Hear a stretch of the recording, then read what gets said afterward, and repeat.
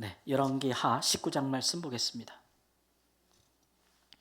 오늘 우리가 살펴볼 하나님의 말씀은 열왕기하 19장 14절 말씀부터 20절 말씀까지 14절부터 20절 말씀까지 교독하겠습니다. 14절 말씀. 히스기야가 사자의 손에서 편지를 받아보고 여호와의 성전에 올라가서 히스기야가 그 편지를 여호와 앞에 펴놓고 그 앞에서 히스기야가 기도하여 이르되 그룹들 위에 계신 이스라엘의 하나님 여호와여, 주는 천하 만국의 홀로 하나님이시라. 주께서 천지를 만드셨나이다. 여호와여, 귀를 기울여 들으소서. 여호와여, 눈을 떠서 보시옵소서. 사내립이 살아계신 하나님을 비방하러 보낸 말을 들으시옵소서. 여호와여, 아수르 여러 왕이 과연 여러 민족과 그들의 땅을 황폐하게 하고 또 그들의 신들을 불에 던졌사오니 이는 그들이 신이 아니요 사람의 손으로 만든 것 곧 나무와 돌뿐이므로 멸하였나이다. 우리 하나님 여호와여, 원하건대 이제 우리를 그의 손에서 구원하옵소서. 그리하시면 천하 만국이 주 여호와가 홀로 하나님이신 줄 알리이다 하니라. 20절 말씀. 아모스의 아들 이사야가 히스기야에게 보내 이르되 하나님 여호와의 말씀이 내가 아수르 왕 사내립 때문에 내가 기도하는 것을 내가 들었노라 하셨나이다. 아멘. 오늘 본문의 말씀은 히스기야가 하나님의 성전에 올라가서 하나님께 기도하였는데 하나님께서 그것을 들으셔서 기도를 마칠 즈음에 하나님께서 이사야 선지자 이사야를 보내서 내가 네 기도를 들었다라고 이제 말씀하시는 것을 이제 기록하고 있습니다. 히스기야 왕이 그 성전에 들어가서 뭐 편지 같은 걸 이렇게 펼쳐놓고 했다는 얘기잖아요. 그 편지는 이제 아시리아라는 나라의 왕이 그시나 랍사게를 통하여 예루살렘 성을 포위한 후에 보낸 것입니다. 이게 이제 두 번째 서신인데 그 앞에도 첫 번째 서신이 나오기는 하지만 이 두 번째 서신을 펴놓고 하나님 앞에 기도했다는 거예요. 그 서신의 내용을 보면 대부분 이제 그 아시리아가 당시에 아수르가 북이스라엘도 멸망시켰고 또 북이스라엘과 항상 대립 관계에 있던 그 나라 아람도 멸망시켰고, 그리고 나서 이제 그 남유다가 남은 거잖아요, 그죠? 남유다. 그리고 더 내려가면 이집트가 있는 것이고. 그래서 이제 남유다를 멸망시키는 상황이 된 것이죠. 그래서 보내서 거기엔 잔뜩 야, 니네 왕이 너희를 내 손에서 구원할 줄 아느냐? 니네가 믿고 섬기는 여호와가 너희를 내 손에서 건져낼 줄 아느냐? 보라, 지금까지 얼마나 많은 민족과 신들이 내 앞에 무릎을 꿇었는가? 내가 그들이 다 자기의 신을 부르면서 구원해달라고 기도했어도 내 앞에서 다 무너졌다. 니네들도 아무 소용없다. 이제 하면서 하나님의 이름을 막 모욕하고 비방하는 글들로 이제 채워져 있습니다. 이 말은 거짓말이 아닙니다. 실제로 이 아시리아라는 나라, 우리가 정확히 역사적으로 말하면 신아시리아라고 얘기하는데 약 300년 동안에 이 아수르만큼 당시에 그 동방, 지금으로 말하면 중동부터 해가지고 터키까지, 유럽까지, 그리고 북아프리카까지 다 광활한 영토를 정복한 민족은 없었어요. 근데 이 아수르는 굉장히 잔인하게 하기로 소문나서 정복을 하면 그 나라 사람들을 굉장히 많이 죽이고 또 노예에 끌고 갈 뿐만 아니라 강제 이주를 시켰고, 심지어는 이제 엘리트 그 나라를 이제 민족의 지도자들은 말뚝에 박아 다 죽이고, 심지어는 이제 사람 가죽을 다 벗겨내고, 이런 것들이 아주 유명해요. 제가 이제 런던에 한번 방문한 적이 있었는데 그때 박물관에 가 보니까 이 당시 아수르들의 그 많은 유품들이 있더라고요. 아마 철 갑옷을 입고 말을 타면서 창을 던지거나 활을 쏘는 민족으로 우리가 이제 많이 여러분 아마 보신 기억도 있을 겁니다. 쉽게 찾아볼 수 있어요. 그렇게 잔인한 민족이었는데 당시에 북이스라엘과 아람이 서로 연합해가지고 이 아수르에 대항하기 위해서 일어섰다가 둘 다 멸망했어요. 완전히 다 멸망해서 우리가 지난번에 사마리아가 어떻게 시작됐는지 배웠죠? 이게 이 아수르가 한 일이에요. 네. 그러니 당연히 이제 남은 자 이스라엘 백성 10개 지파가 다 포로가 되고 노예가 되고 황폐화 됐으니 남쪽에 이제 있던 유다, 이 두 지파의 유다 지파를 중심으로 한 두 지파가 남은 자들이 되는데 이들이 이제 어찌 생존할 것인가가 큰 이제 역사적인 위기가 된 것이죠. 근데 우리가 알기로 솔로몬 사후에 이스라엘 백성들이 남북으로 나눠졌을 때 다윗 때 후손의 정통성은 어디로 간 거예요? 남쪽 유다로 간 것이죠. 예, 근데 그때의 다행히도 왕이 히스기야 왕이었는데 이 사람이 남유다의 몇 안 되는 아주 선하고 하나님 보시기에 아주 그 칭찬받으신 왕이에요. 예, 몇 안 되는.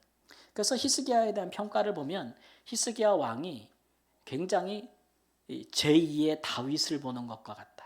이렇게 평가가 되어 있습니다.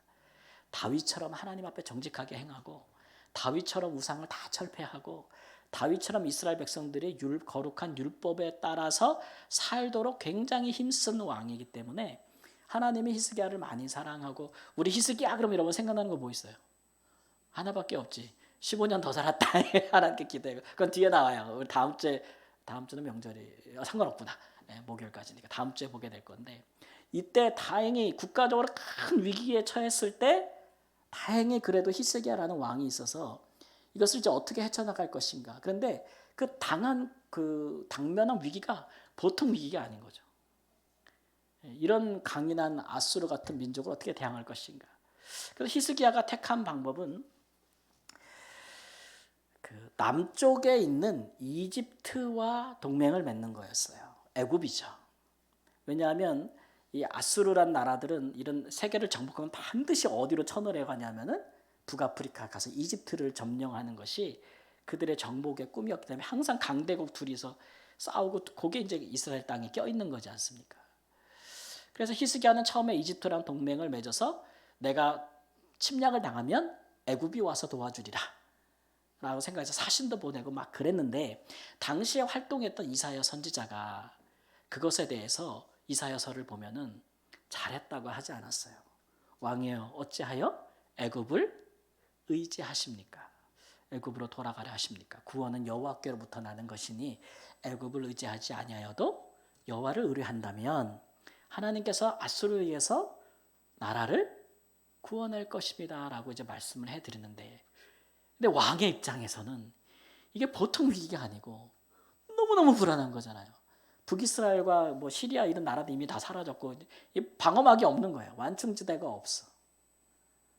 그러니까 이집트로 내려가다가 한번 치고 가면 유다는 끝나는 상황이니까 얼마나 절박했겠어요. 근데 이사야가 이제 우려하는 건 항상 그런 거죠. 이런 강대국들은 우리도 마찬가지지만 지네끼리 싸울 때 꼭 지네 나라 땅에서는 안 싸우지. 그 사이에 낀 약소국에서 싸우잖아요. 그러니까 애굽이 자꾸 히스기야를 충동질하는 거예요. 너 우리가 도와줄 테니까 대항해라. 그러면 싸움은 어디서 나겠어요? 중간에 있는 약소국에서 나는 거예요. 그래서 남유다에서 전쟁이 먼저 벌어지는 것인데 그러면 애굽이 제때 와서 도와주느냐? 그것도 아니라. 오늘 본 말씀 좀 전에 보면 나중에 왔는데 그때는 이미 예루살렘을 빼고는 다 점령당했어. 그래서 오늘 말씀에 보면 라기스라든지 또 오늘 보면 림나라든지 8절, 9절, 10절에 보면 그런 주요한 요새들이 다 점령을 당하고 이미 예루살렘도 포위가 된 상태예요. 히스기야가 애굽은 늦게 오고 이미 아수르는 쳐들어왔으니까 얼마나 급했던지 뭘 원하는 대로 다 줄 테니까 나를 제발 치지 말라 이렇게 얘기했더니 아수르 왕이 사네립이 그러면 은 300달란트하고 근 30달란트를 내놔라 그랬어요. 그러니까 이제 나라의 모든 국고를 다 털고 왕궁에 있는 보물을 다 갖고 심지어는 여호와의 성전에 있는 금을 다 벗겨냈다 그랬어요. 그래가지고 수량을 맞춰서 아수르 왕에게 바쳤어요. 떠나가 주시라고. 나를 피해서 이집트로 내려가시라고. 근데 어떻게 됐을까요? 그거만 먹고 꿀떡 삼키고 다시 쳐들어왔어요. 그러니까 뇌물 바친 게 소용이 있었어요? 없었어요? 아무 소용이 없었어요. 그러니까 얼마나 궁지에 몰렸겠어요. 이제 예루살렘만 남았어. 근데 예루살렘 포위된 상태에서 그 종 랍사게를 보내가지고 계속 성문에서 이스라엘 백성들이 다 알아들을 수 있는 말로 막 백성들을 낙담하게 하는 말을 막 할 뿐만 아니라 두 번째는 편지까지 보내서 이렇게 모욕을 하는 장면이니까 여러분 히스기야 왕이 얼마나 절체절명의 위기에 몰렸는가를 보세요. 이거는 뭐 진짜 뭐 정말 까딱하면 그냥 나라고 뭐고 흔적도 없이 다 사라지게 되는 그런 위기 상황에 놓인 것이다라고 하는 것이죠. 근데 이제 말씀이 오늘 성경이 그런 부분에 대해서 왜 히스기야가 이사야 선지자 말을 따르지 않았느냐, 왜 애굽을 의지하였느냐, 왜 그렇게 아수르를 두려워해서 다 갖다 바치다가 다시 뒤통수 맞았느냐, 뭐 이런 식으로 하여 그를 판단하고 비판하지는 않아요. 그런 관점은 열왕기상에 없어요. 열왕기에. 그러니까 뭐가 있냐면 이 장면이 있죠. 이 절체적 코너에 몰린 히스기야가 이제 누구밖에 없어요? 하나님밖에 없어. 그래가지고 하나님의 성전에 들어가서 그들이 보낸 모욕적인 비방의 외교 편지를 문서를 펼쳐놓고 하나님 들으셨죠? 들으셨죠? 이들이 얼마나 하나님을 비방하고 모욕하는지 들으셨죠. 다른 민족의 모든 신들은 다 나무요, 뭐 우상들이지만 우리 하나님은 천지의 홀로이신 하나님이시니까 살아계시지 않습니까? 이거 듣고 들으시고 하나님 주를 위하여 우리를 구원하여 달라고 하나님께 기도하는 장면입니다. 그랬더니 하나님이 선지자 이사야를 보내서 내가 네 기도를 들었다라고 이제 말씀하는 것이다. 이렇게 이제 이야기하고 있는 것이죠. 그래서 하나님이 이런 기도는 이제 귀를 기울이신다 이런 얘기예요. 예.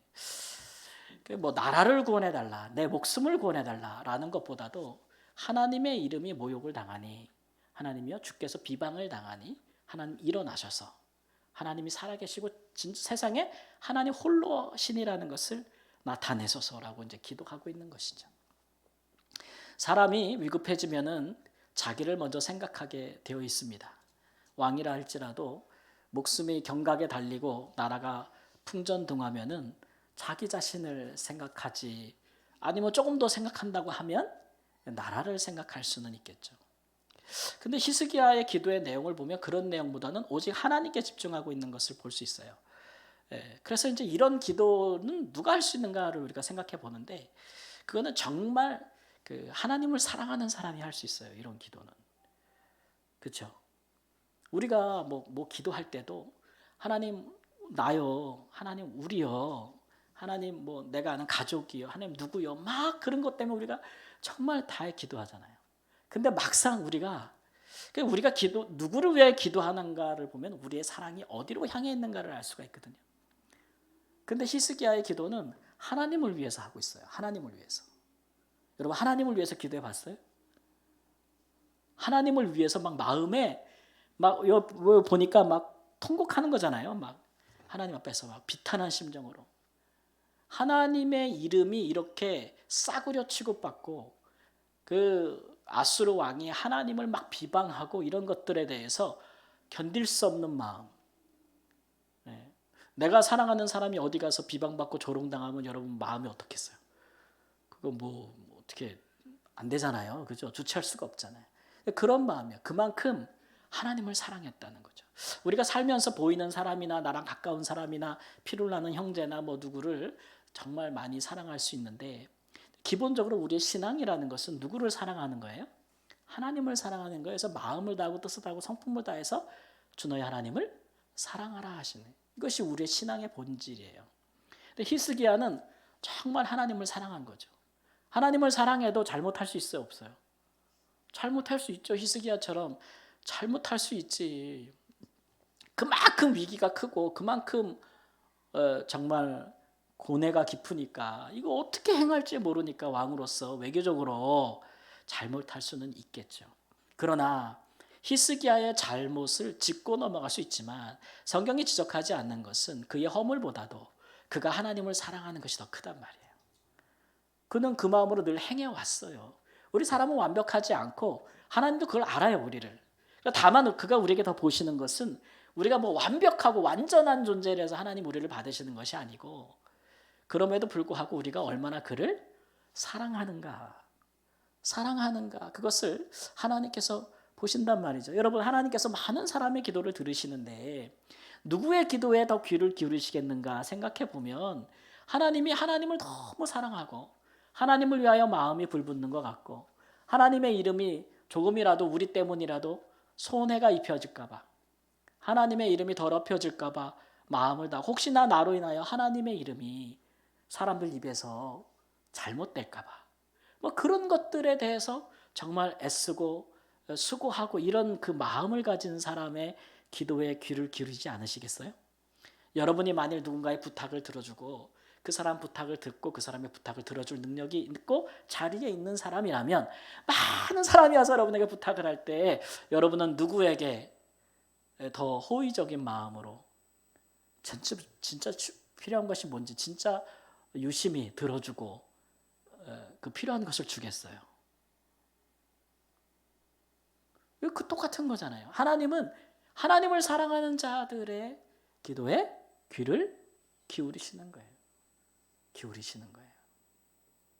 히스기야는 그러한 마음이 충만한 사람이었기 때문에 그가 하나님을 위해서 이렇게 성전에 들어가서 하는 기도에 하나님께서 귀를 기울이셨다라는 것이 우리가 첫 번째이기 때문에 하나님을 사랑하는 사람이 기도하는 것이다. 기도하는 것이다. 이것이 이제 우리가 우상하고 다른 점이다. 우상하고 다른 점. 소원만 가지고 있는 기도와 다른 점이 우리의 기도는 하나님을 향한 사랑이 있다라는 것입니다. 여러분 기도는 그래서 우리를 위하여 하는 것이기도 한데 기도는 또 누구를 위하여 하는 거예요? 하나님을 위해서 또 하는 거예요. 이런 부분에 기도에 대한 관점이 바뀌어야 돼요. 우리가 무엇인가 하나님께 구할 때도 그것이 하나님을 위해서 얼마나 좋겠어요. 또 어떤 사람이 막 정말 하나님에 대해서 모욕하고 막 그런다면 또 그것을 하나님 앞에 우리가 펼쳐놓고 할 수도 있겠죠. 이런 여러 가지의 심정이 기도하는 자의 안에서 일어나는 정서라는 것들을 한번 생각해 볼 수 있고, 또 하나는 하나님이 또 이런 히스기야의 기도에 귀를 기울여 주시는 이유, 그 뭐냐 하면 그가 그동안 하나님 앞에서 행한 것을 아시기 때문에 그래요. 지금 남유다는 국력은 비록 막 쪼그라들고 그랬지만 히스기야가 얼마나 개혁에 힘썼는지 몰라요. 좀 외교적으로 군사적으로 지혜가 없고 약했을 줄은 몰라도 그가 아까 말한 것처럼 우상들을 다 철폐하고 산당마다 있던 많은 우상의 전들을 다 패하고 이스라엘 백성들이 다시 거룩하고 의로운 법대로 살아가도록 장려하고 막 이런 왕이었거든요. 그러니까 이스라엘 이 남유다 위에 지금 뭐가 있냐면 하나님이 함께하고 있는 거예요. 하나님. 그러니까 남유다의 운명이 누구랑 얽혀 있는 거예요 지금? 하나님의 이름과 얽혀 있는 거예요. 만일 남유다와 그 나라 백성들과 왕이 하나님을 버렸더라면, 여호와 율법을 버렸더라면, 누구처럼? 북이스라엘처럼 버렸더라면 하나님도 편해. 하나님도 편한 거지 그냥. 이번 기회에 내가 그렇게 말을 안 들었으니까 이번 기회에 진짜 내가 그렇게 얘기했지? 이번 기회에 한번 혼나봐. 이렇게 될 수 있는 거잖아요. 그런데 하나님이 남유다는 그렇게 할 수 없는 거예요 지금. 왜냐하면 이거 너무 하나님 앞에 살기 위해서 하나님 앞에 노력하고 수고한 그런 모습들이 있기 때문에 하나님이 약속하신 말씀이 있잖아요. 그렇게 살면 구원하리라. 그죠? 애구부지하지 않아도 너희가 하나님을 의뢰하고 의지하면 너희가 주의 말씀대로 살면 너희가 구원을 얻으리라. 이방의 빛이 되리라. 막 이렇게 약속하신 것이 있잖아요. 그러니까 좀 히스기야가 하나님 이 상황에서 우리를 구원해 주신다면 진짜 대박입니다 이러는 거잖아요. 온 천하가 하나님만이 진짜 신인 걸 알게 될걸요 이렇게 얘기하잖아요. 왜냐하면 당시 아수르가 다 점령했거든요. 그 각 민족과 그 민족들이 섬기는 신들을 다 쓸어버렸단 말이야. 근데 우리만 여기서 승리한다면, 건짐을 받는다면 우리가 믿는 여호와는 진짜 신이 아니에요? 진짜 하나님이라는 게 드러날 거 아닙니까? 근데 하나님이 이 말을 싫지 않으셨다는 거예요. 이건 그냥 명분이 아니고 진짜 남유다가 당시의 왕과 백성들이 합하여 그리하였다는 거예요. 그러니까 하나님이 기쁘게 들어주실 수밖에 없는 기도라는 거죠. 그래서 하나님은 이사야 선지자를 통해서 말씀하시기를 아수르 왕 사나립이 예루살렘을 치고 다 죽이려고 얘기하지만 걔네들 니네한테 손도 하나 못 댈 것이다. 예루살렘은 구원을 얻을 것이다. 그가 어떤 소문을 듣고 싸우기를 그만 중단하고 자기 본국으로 돌아갈 것이다. 그리고 거기서 죽을 것이다 그랬거든요. 한 장만 넘어가면 성경 역사에 보면은 그가 이제 예루살렘을 막 치려고 할 때에 뒤늦게 애굽 이집트가 싸우러 온다는 소문을 듣고 예루살렘하고는 나중에 싸워야지. 그리고 이제 전장을 옮겨갑니다. 더 강한 나라를 치기 위해서. 그리고 이집트가 딱 전쟁을 했어요. 이겼을까요? 졌을까요? 이겼어요. 그리고 이제 예루살렘으로 다시 와서 쓸어버리면 되는데 자기 본국에 있는 다른 나라에서 침략이 들어왔다는 보고를 받습니다. 그래가지고 거기 문제 해결하러 먼저 돌아가요. 저는 또 그게 사실인지 오늘 낮에 다 찾아봤어. 막 세계사를 다 찾아봤더니 당시에 또 이 아수르가 신흥부흥국 바빌론이라는 나라랑 대립하고 있었는데 그때 그런 일이 있었어요. 돌아가가지고 거기서 이제 그거를 정리하러 갔다가 자기 본국 왕궁에서 친아들 2명에게 살해를 당합니다. 예. 왜냐하면 왕위를 셋째한테 물려주려고 했거든. 그러니까 첫째하고 둘째가 어떻게 했어요? 첫째하고 둘째가 이 아버지로서 아버지를 죽여버린 거예요. 그래 죽어요. 그리고 본국으로 돌아가기 전에 하나님이 아수르 진에서 10 몇 명이라 그러더라? 13만 명? 18만 5천 명을 죽입니다. 하나님이 싸우지도 않고. 그래서 어떻게 이렇게 18만 5천 명이 싸우지도 않고 죽었는가 그럴 때 많은 역사학자들은 역사 기록을 보면서 이게 흑사병이라고 생각해요. 그러니까 뭐 패스트 있잖아요. 전염병으로 당시에는 전쟁이면 굉장히 많은 사람들이 모여 있잖아요. 그래서 그렇게 했을 거라고 생각을 하는데 어쨌든 이 2가지 일로 말미암아 아수르는 예루살렘을 점령하지 못합니다. 그래서 남유다는 그 이후로도 100여 년 동안 더 존속하는 나라가 되는 것이죠. 그런 것이 히스기야와 남유다의 어떤 군사적이나 외교적인 술책이나 지략 혹은 군사적인 능력으로 된 것이 아니다 이런 말씀을 드리는 것이고 왕부터 백성에 이르기까지 하나님 앞에 하나님을 위하여 기도하고 하나님 앞에 아뢰는 까닭에 하나님이 그런 것 없이도 그들을 아수르의 왕의 손에서 구원하여 내셨다는 것이 오늘 이제 성경의 기록이고 세계사의 기록과도 이제 일치하는 부분들을 확인할 수 있는 부분입니다. 그러니까 이제 하나님의 백성들은 다른 건 몰라도 우리는 그 하나님을 사랑하고 그 다음에 또 하나님이 기뻐하시는 대로 행한다면 우리의 기도에도 얼마나 힘이 있겠는가.